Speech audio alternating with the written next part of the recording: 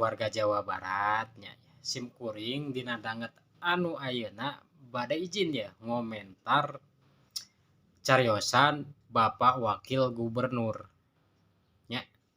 Ya, punten Pak Wakil Gubernur, hapunten sim abdi kumawantun ya tanpa ngirangan rasa hormat ka Bapak Wakil Gubernur Jawa Barat.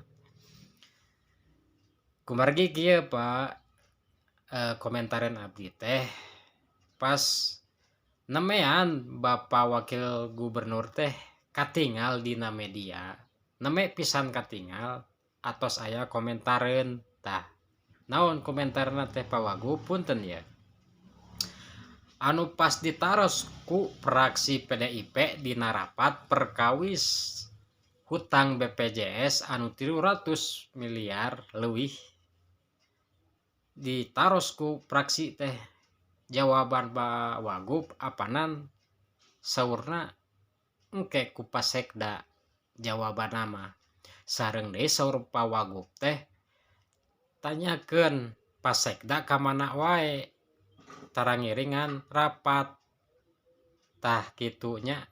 Tah eta anu bade dikomentar ku abdi teh punten ya Pak Wagubnya, masalah Pasekda teh aparan tos gaduh julukan deui sekda aing, otomatis Pasekda damelna di lapangan kitu sanes di kantornya.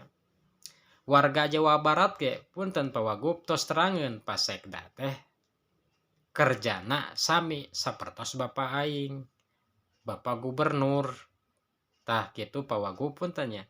Jadi ya seakan-akan ya warga Jawa Barat teh khususna simkuring seolah-olah teu kompak ieu